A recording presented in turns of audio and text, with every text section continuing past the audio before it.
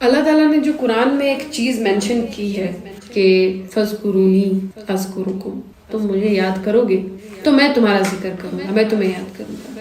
اس کا ترجمہ بڑا سمپل کتب میں مل جاتا ہے، لیکن آپ کو پتہ ہے اس کا مطلب کیا ہے؟ یہ ایک آپ کہہ لیں آرام سے کہ ایک تھوڑی سی براڈ مائنڈڈ قسم کی آیت ہے.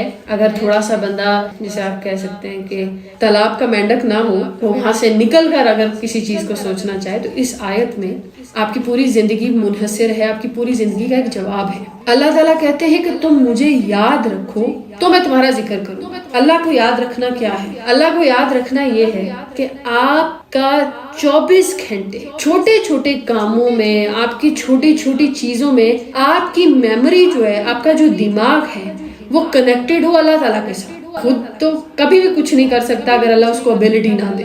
تو میں نے کہا چلو پھر 2 نفل پڑھ کے اللہ تعالیٰ سے کہتے ہیں کہ اللہ تعالیٰ پلیز بجلی دے دیجیے، مجھے افطاری کرنی ہے اور اندھیرا ہے. آئی سویئر یہ میرا وہ ٹائم تھا جب ابھی میں ٹین ایج میں تھی، اور میں نے اس چیز کو اس طریقے سے آبزرو کیا کہ میں نے 2 نفل پڑھ کے اور میں نے اللہ تعالیٰ سے کہا کہ پلیز لائٹ دے دیجیے. جیسے ہوتا ہے نا کہ مطلب اللہ جی دنیا کے اختیار میں کچھ بھی نہیں ہے، سب آپ کے اختیار میں ہے تو دے دیجیے. بس اتنا سا کہنا تھا کہ میں اپنی جائے نماز سے اٹھ کر باہر آئی تو لائٹ آ گئی. اس طرح کے ایکسپیریمنٹس میں کرتی چلی گئی اور مجھے میرا یقین بڑھتا چلا گیا، اور میں نے اللہ کی اس آیت کو پکڑ لیا کہ اللہ میں تیرا ذکر کرتی رہوں گی اور تو مجھے یاد رکھنا. اللہ پر یقین کا یہ مطلب ہے کہ مجھے کھانا میرے ماں باپ نہیں دیتے، اللہ دیتا ہے، یہ ذریعہ ہے. کسی دن اگر خدا نخواستہ ماں باپ نہ ہو تو اس کا مطلب یہ نہیں ہے کہ اگر ماں باپ نہ ہوئے تو میرا رزق بند ہو جائے، نہیں، اس نے پھر بھی دینا ہے کیونکہ اس کے ذمہ ہے. اللہ کے ذکر کا مطلب یہ ہے کہ آپ